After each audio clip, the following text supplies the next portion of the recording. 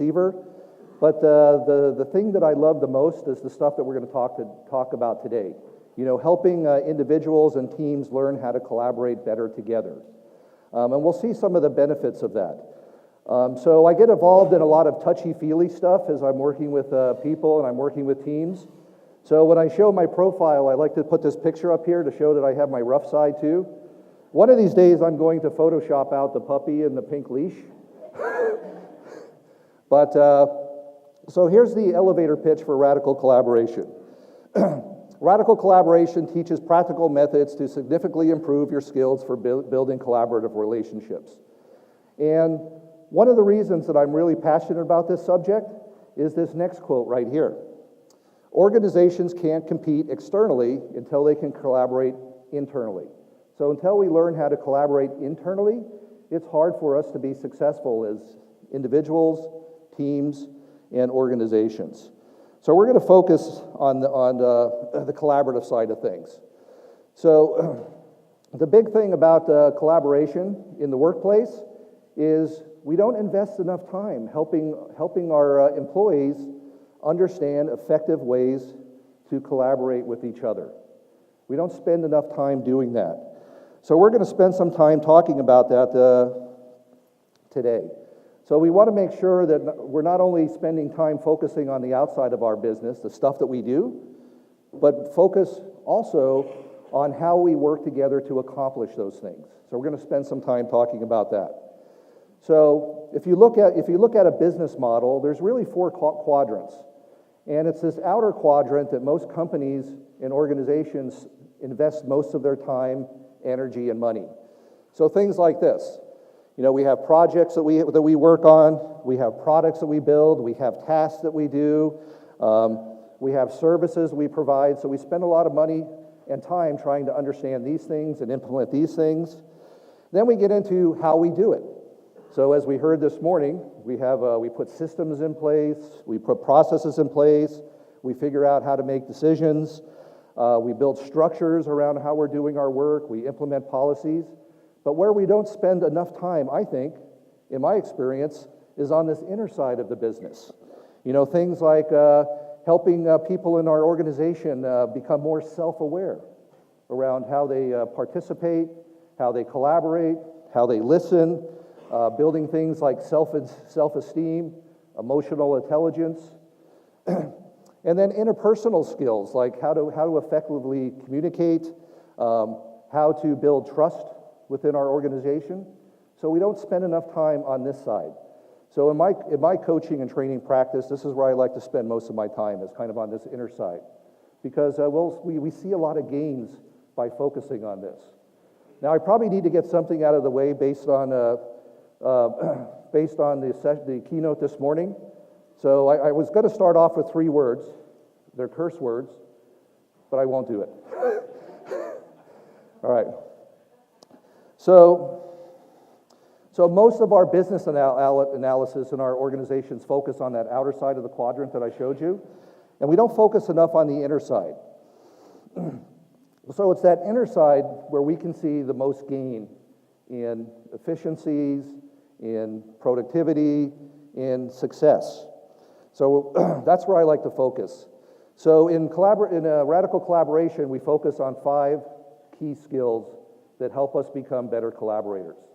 So we're going to go through some of these skills today, and if you don't have a handout, you might want to grab one from the back of the room, because we're going to be doing some exercises together. So the skills are collaborative intention, truthfulness, self-accountability, self-awareness, and negotiating and problem solving. So these are the 5 skills that we focus on. So this radical collaboration workshop that I do is like a 3-day workshop. So we're going to take a very small slice of a 3-day workshop and try to experience some of the things that we might do in this workshop. So first thing we're going to focus on is collaborative intention.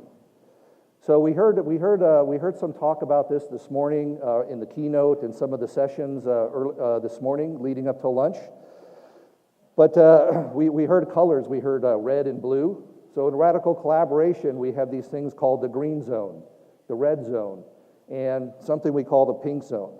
And where we want to be is we want to be operating from the green zone. So we want to make sure that when we're collaborating with people, we're in this green zone, because that's where we see the most effectiveness. So just a show of hands as I read through some of these. So these are some signs that you might be operating in a red zone. Low trust, high blame. Has anybody been in that kind of a situation? Threats and fear. Guardedness.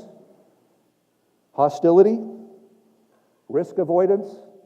So these are some of the characteristics of operating in a red zone. And where we want to be is in a green zone. You know, where we have high trust, low blame. Who's been in that kind of situation? Mutual support. Dialogue and shared vision. So these are some of the characteristics of a green zone. And that's where we want to be, because the impacts of operating in a red zone all the time is often people give up and they move into what we call a pink zone. That's where they leave the organization, or they quit participating, they quit trying, they hide, they passively resist. So when you see behaviors like this in an organization, it usually stems from operating in a red zone. So what we try to do is create this green zone that we can operate in. So I'm going to show you some of the benefits of focusing more on operating in a green zone. So as we saw, like in this pink zone here, if we're operating in the red zone too much, people start leaving, we start quitting, we start passively resisting, we kind of give it up, right? So there's a lot of impact on the success of the organizations that operate in this red zone. So I do a lot of organizational work. So John Cotter is a big hero of mine. Who's heard of John Cotter? Right, so a lot of this research stems from some of the research that John Cotter was doing on companies in the 70s and 80s. So he wrote a book called Corporate Culture and Performance. And in there, there's a study that you can read the book and learn about this study. But there's a study that they did on about 200 companies, and these were like blue chip companies in the 70s and 80s. Companies like Ford, GM, Canon, Kodak, companies like that. You know, really successful companies.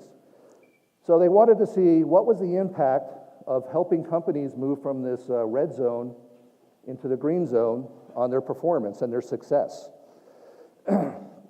So the study spanned 11 years. They had lots of data. And so just to give you an idea, so here I have some metrics or some measures of how they measured some of these companies that really focused on moving from the red zone into the green zone. So just real quick, find somebody next to you and see if you can come up with some answers to these questions. Like, you know, for companies that really focused on moving from the red zone to the green zone, how much did they improve in net income? How much did their stock price improve? So just have a quick discussion about that, like 10 seconds. Come up with some numbers.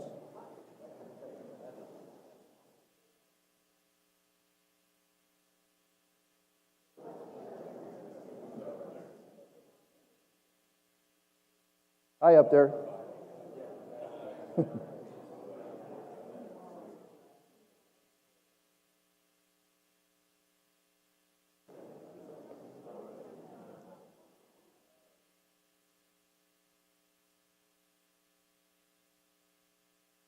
Okay, do we have some numbers?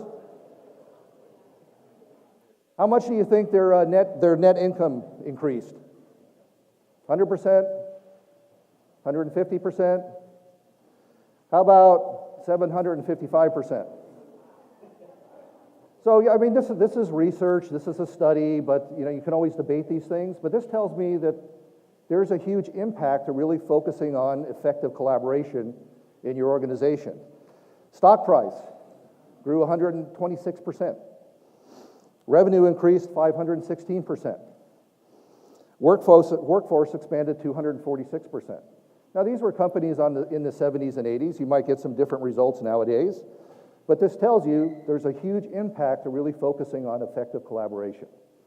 So we're going to go through and experiment with some of the skills that we use in the workshop to help individuals in these organizations learn how to become more effective collaborators. So one of the other skills is called truthfulness. And truthfulness is, this is creating an environment where we can be open and honest with each other about how we feel, what our intentions are. So we're going to practice an exercise around listening. So listening is one of the skills that we build to help establish truthfulness in how we work together. And listening, there's a lot of impact in listening, right? So as a speaker, if you feel that somebody is really listening to you, like really listening to you, not multitasking in their head or thinking about the next thing they're going to do, do you find that valuable as a speaker? Do you feel more engaged as a speaker when you feel like you're really being listened to, right? So as we feel we're being listened to, we increase our level of openness as a speaker. When somebody is truly listening to them, speakers take their role more seriously. Like if I feel somebody is really listening to me, I'm going to spend more time helping them understand and hear what I'm trying to say, if I feel like I'm being listened to. And speakers also feel more of a connection with the person that they're listening to. Like if somebody's really listening to me, I feel more of a connection with that person. Right? So we're gonna practice some of these skills. So there's two main skills in effective listening. One is create a safe environment, an environment where both the listener and the speaker both feel safe. Right? We're paying attention to what the speaker is saying. We're not multitasking in our head, trying to think of what the next answer is. Or if you were in the workshop earlier before lunch, we're moving away from the but to more of the and. So instead of yes, but, we're moving more into the yes, and. We're trying to listen more with the tell me more attitude. Like, that sounds really good, tell me more. The other one is helping the speaker feel understood. So as we're listening to speakers, summarize what we think we're hearing, give them some feedback, but not only just verbal feedback, but also give them some feedback on body language, other messages that maybe you're getting from them as we're collaborating and speaking with each other. Right? So give them some feedback on those things. So what we're going to do is we're going to do a quick exercise on listening. So this is where you're going to need your handout. So grab your handout. And these are similar exercises to what we would do in a radical collaboration workshop. So turn to the second page, and you'll see some check boxes there, like my boss, my peers, those who work for me. What you're going to do is go through that list and rate yourself 0 to 9 on your effectiveness of collaborating with my boss. When I'm collaborating with my boss, where do I think I am? Am I a 0 or am I a 9? So do that first. So rate yourself on each of those first, and then we'll do something else. Are there any more handouts? That's it, sorry. You might have to share. So rate yourself.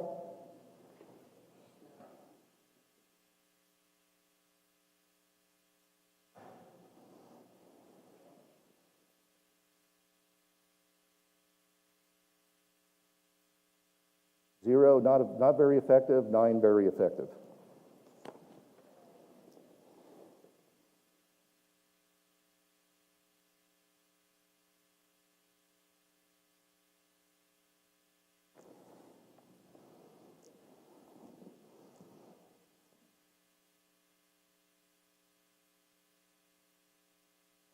So when you're done with that, kind of look up so I can get a feel for where we're at. Okay, so here's where we're going to partner with some people to get some feedback. So what you're going to do is find a partner, and each of you are going to share your list, at least the ones that you're comfortable sharing. And what you're going to do is there's 12 keys to effective listening in your worksheet. So together, go through each of your lists and see where do we have some patterns. What groups of people am I effectively collaborating with and why? Review some of these 12 keys to effective listening and see if there's any patterns based on who you're collaborating with. And then talk about how can you make that collaboration better. Find a key area that you want to work on together and talk about how can we improve that specific area of collaboration, let's say with my suppliers, if you work with a lot of suppliers. So do 2 quick minutes of that.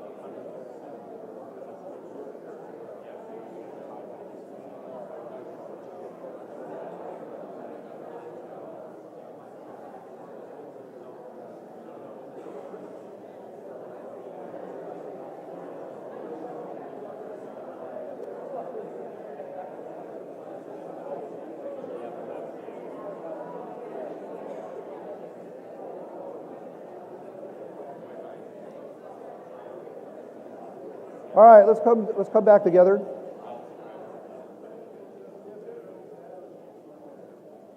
Okay. So I apologize. I'm going to walk you through some of these exercises fairly quickly, but the idea is to have you have some experience going through these exercises, because as an effective collaborator or listener, I mean, we're taught in school, in business school, how important it is to be effective listeners. But how often do we go back and actually revisit how we're really doing, and talking about people, how we're really doing? So the next skill is self-accountability. So often in life, we have more choices than we really think we do. So self-accountability is about taking responsibility for our actions, for intended or unintended consequences of our behavior. So we're going to go through an exercise to help us better understand self-accountability. And this is just one of the many exercises we go through in the class. But again, back in your workbook. Now, this one, when you're coming up with this list of things that we're going to talk about now, you might want to come up with things that you're comfortable sharing with somebody, right? So, think about your life. And think about some areas of your life that are maybe unsatisfactory. Maybe things aren't going at work like you expect that they should, or maybe things with a spouse or a partner aren't going as well as you think they should. So at least list 3 things that you think are unsatisfactory with your life. Now again, you're going to share this with somebody, so list something that you're comfortable sharing. All right? 3 things.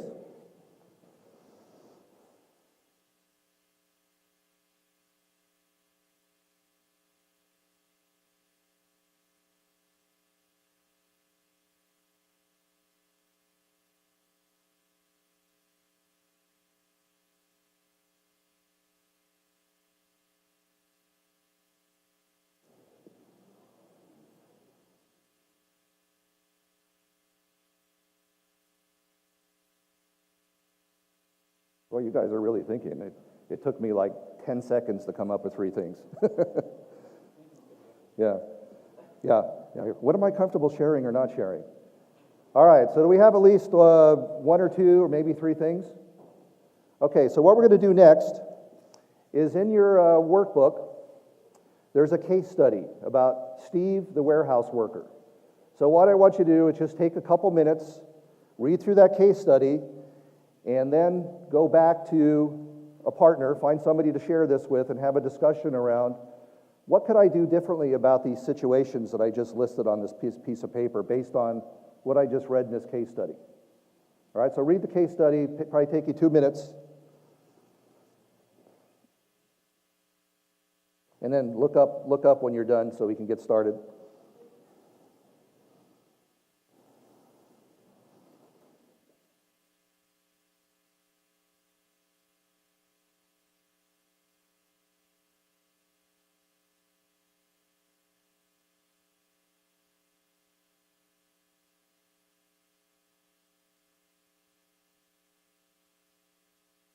You weren't expecting to come to a session to read, right?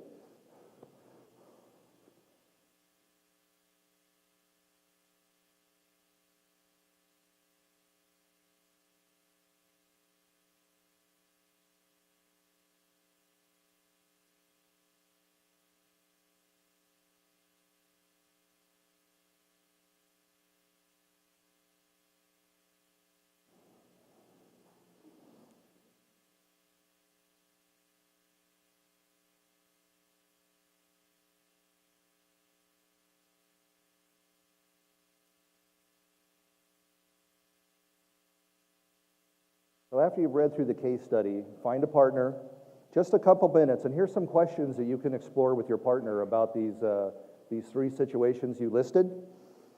By your actions or inaction, how have you helped create or taken part in this situation? What payoffs might you be getting for prolonging this unsatisfactory situation? And what could you do differently to be more accountable and responsible for the situation? So find a partner and a couple minutes, talk through those. Maybe pick one of the things that you listed and talk through these 3 questions with a partner.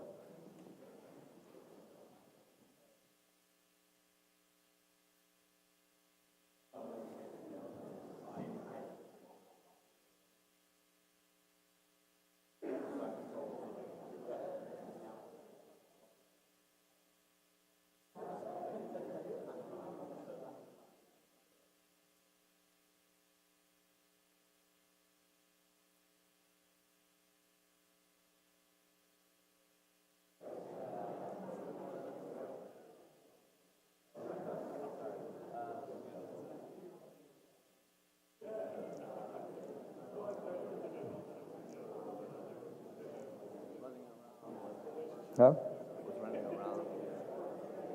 Try to find something.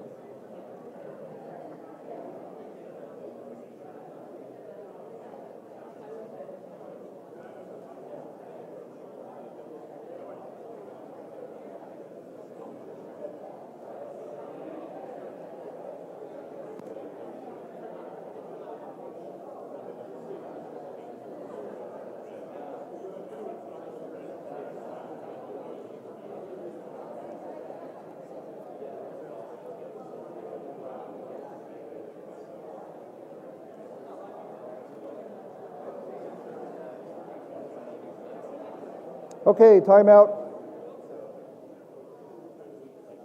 Okay, so I know I'm rushing you through this, but I want to get through some of these exercises to give you a feel for maybe some decisions we're making that maybe we can change. It's funny when, so the Radical Collaboration book came out in 2005-ish, but when Jim and Ron were doing the research and creating the thing that became Radical Collaboration, they picked a bunch of pilot companies to come and experiment with some of these techniques. So like I think it was 1999, I went through one of these 3-day sessions, and I went through this exercise, and I was totally working in a red zone organization for like 23 years. And I came home that night after doing this exercise, and I told my wife, I am leaving the company. And she's like, what? Best decision I ever made. But, so we're going to do another exercise. So this is more around negotiating and problem solving, effective ways and things we can think about when we're negotiating and solving problems with our peers, our teams, or organizations. So this one is going to be fun in a room like this. So this is another partner, so you need to get a partner for this one. So as quickly as you can, find a partner and come up here if you want to participate in this exercise. This is a kind of get up and you have to come. Find a partner. It's not scary, it really isn't. Coming up stage? Huh? Coming up there? No, right here, down here. You're not coming up on the stage.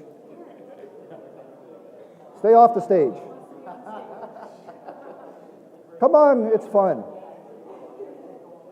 All right. Okay. And if you don't want to come up, that's fine, you can watch. All right. So I have all partner teams up here, right? Okay, so with your partner, I need somebody on that side of the line and somebody on this side of the line facing each other. Now, it's funny when I do these things, in my profile, you won't see the word speaker. I just like talking about things that I'm really passionate about. So I'm also agile about my presentation, so I totally made this up like this morning. So I'm going to be reading through my instructions. So we have a line here. So on this side of the line, we have Team A. On this side of the line, we have Team B. And the goal of this exercise is to get your partner to cross this line. And we're going to take turns doing this. And we're going to use different strategies to see if you can convince your partner to cross the line. So each team, I'm going to give each team 3 strategies, and we're going to take turns doing this. So for line A, first, I need to give line B. So line A, you don't look backwards, and you guys don't look this way, all right? So for line B,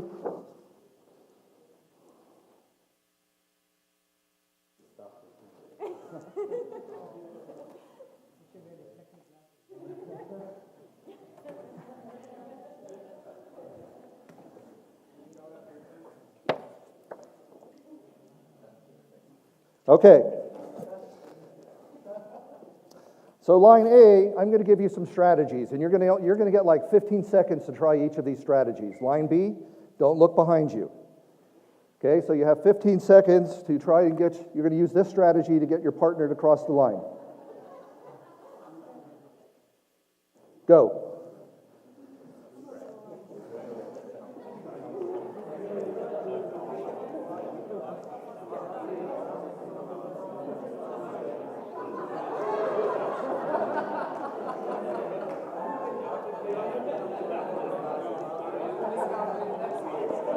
Okay, stop. Stop. Okay. Strategy number 2 for you guys, for line A. Nope, that's not it.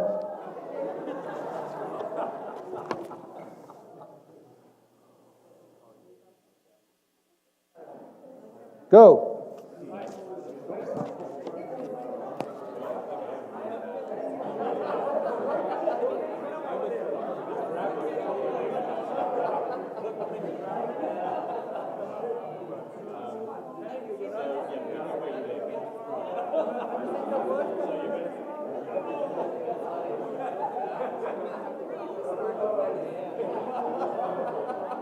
Okay, stop. Okay, last strategy for you guys. Come on.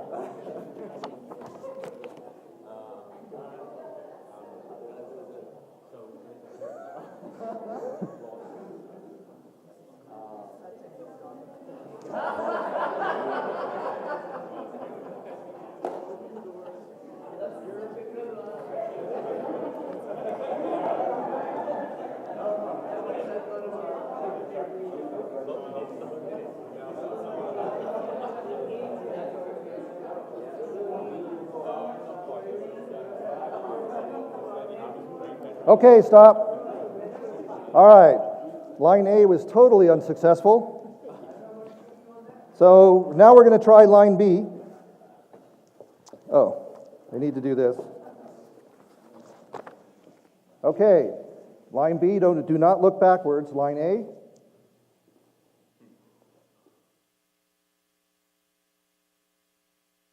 Okay.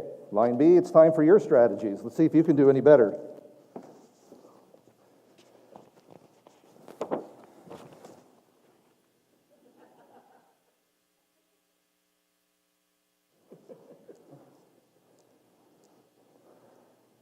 Okay, go.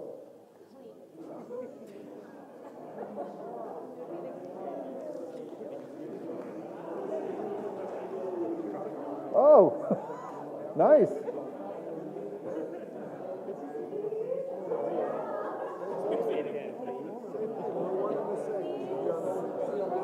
Okay, stop. Stop. Here's your next strategy. So if you already crossed the line, come back over.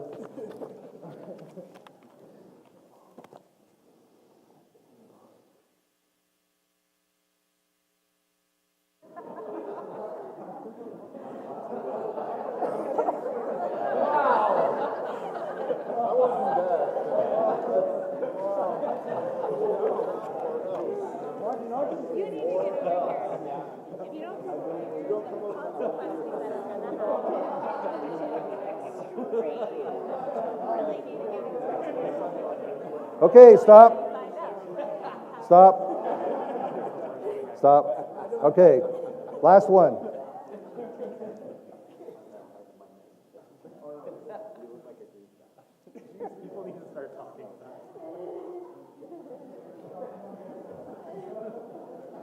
Go.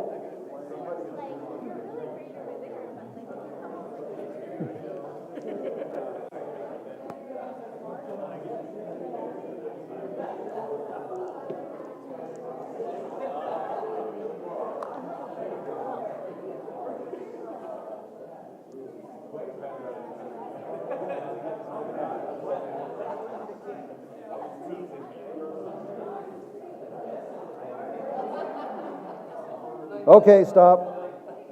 All right. So hopefully you were able to watch. You guys were able to participate. Have a seat. Thank you very much. Give them a hand.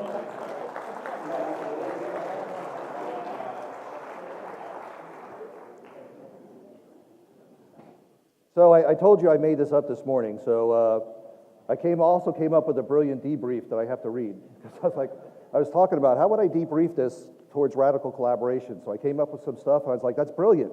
Write it down. So you can think of this line as conflict in our lives, right? So when we're collaborating with people, sometimes we create this imaginary line that we're unwilling to cross, or we're trying to get people to cross, right? You know, the line, this conflict line could be a place of boundaries, just like this line that you were standing on. So it could be boundaries between countries, departments within a company, or a marriage and family boundaries. But these conflicted issues usually involve strong emotional and value concerns, along with differing positions. Right?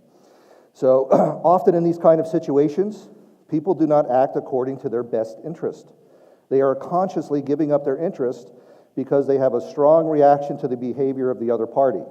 For an example, when they're pleading or seducing what were the two people crossed on one of the strategies? What was that one? You remember? Oh, yeah.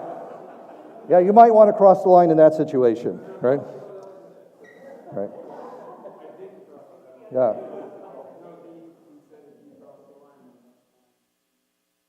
Oh, so you're making some deals, right? Right.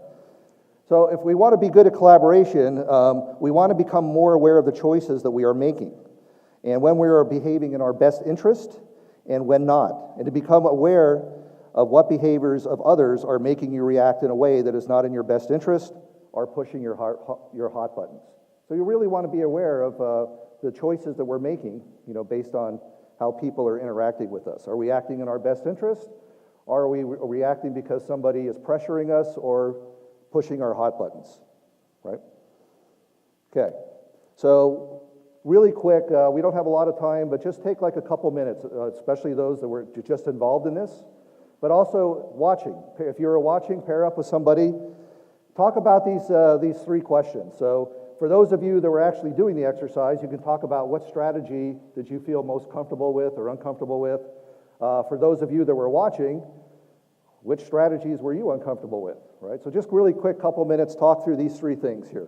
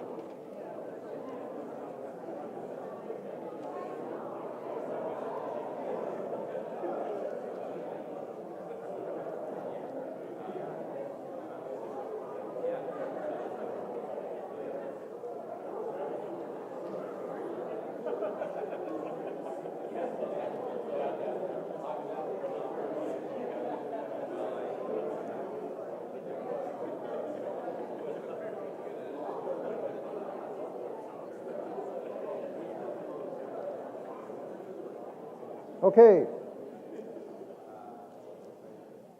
Was it fun watching them do that? Yeah. All right, so let's do one more thing. We have about 5 minutes, and we're going to do a quick visualization exercise. So we're going to stay more into the mode that we were in, but I want to do a quick visualization exercise. So here we have a nice piece of paper, right? Nice flip chart paper. It's nice and white. It's got some nice straight edges. It's got some rough edges on there. But what I want you to do is to use all your powers of imagination and empathy to really project yourself onto this piece of paper. Like really think about this piece of paper, what it looks like, it's flowing in the wind.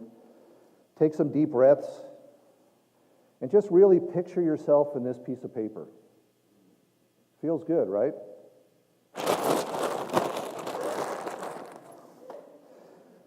That's how quickly collaboration can stop, right? Collaboration can end that quickly. And sometimes when that happens, there's some triggers in us that may cause the collaboration to break down. So, I lost my little clicker. So we're going to talk a little bit about defensive behaviors. Sometimes we just get defensive, right? We're collaborating with somebody, and we're in some discussions, and before we know it, we don't even know why.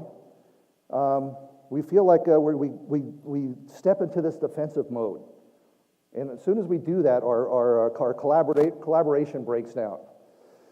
So it's very quickly. So we could be totally in the green zone and thinking about the green zone, and all of a sudden, we feel ourselves in the red zone.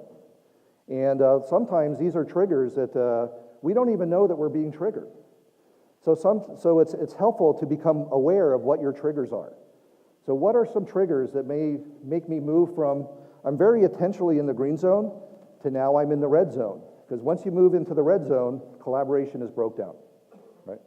So we try to become more aware of what our triggers are, because once we move into that defensive stance, our defenses have us, right? We don't have them, they have us. And it's hard to collaborate when we're in that mode. So it's helpful to come up with some strategies how to get us out of that mode. We just moved into the red zone. We're aware of it because we understand our triggers.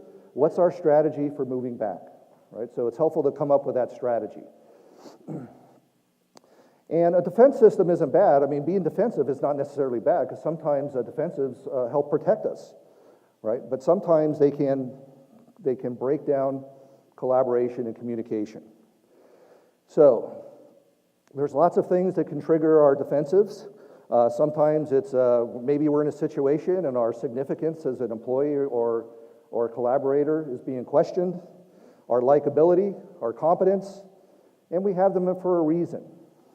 So what we're going to do, I think we have like 2 minutes, is in your worksheet, on the very back page, there's some signs of defensiveness. So you might recognize some of these happening to you when you feel yourself moving into this red zone. So what you're going to do is go through this list, and this is not a comprehensive list, but find maybe 3 that are most true to you. Like, I feel these things, and I can feel I'm moving into this red zone. So find at least 1 or 3. If you're having a hard time finding any, you might want to go right to number 12, which is denial. So find 3, and then find a partner.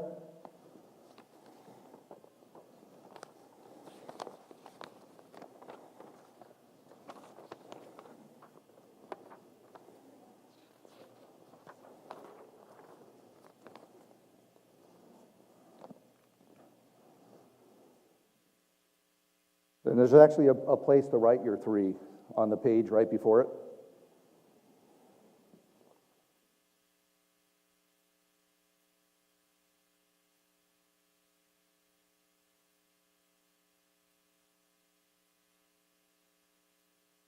So a really fun exercise is, so when I initially did this, I brought it home and showed it to my wife, the 3. She's like, no, here's the 3. And she circled them for me. So once you have 1, or maybe you have 3, find a partner, and on the page right before it, you'll see a thing called Defensiveness Action Plan. Collaborate with each other and say, like, if I was to experience withdrawal, how would I get myself out of that, right? So come up with a plan together on how to move past these triggers. Okay, just exactly 1 minute to do that.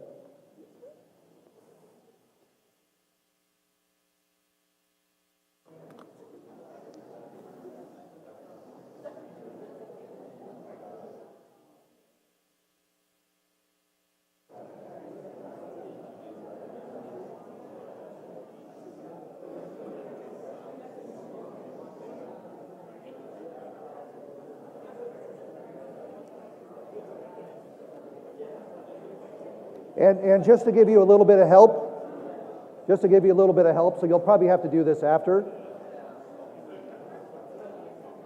Just real quick, I know you're right in the middle of a conversation, but we have to go. But just some things to help you when you're walking out of here. First, acknowledge that you're getting defensive. Acknowledge, understand your triggers. Slow down. Confront any self-negative talk that you may have going on in your head. CYA, you know what that stands for, right? No. Check your assumptions. You might be making assumptions around what this person is implying, right? Detach and start again. All right. Sorry for rushing you through those exercises, but that is it. Thank you.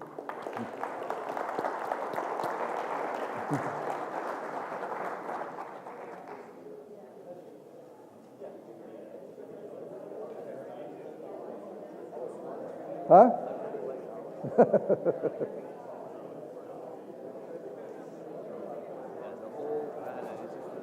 Yeah, start setting workout like editorial. Yeah, I wasn't sure how this was going to work out,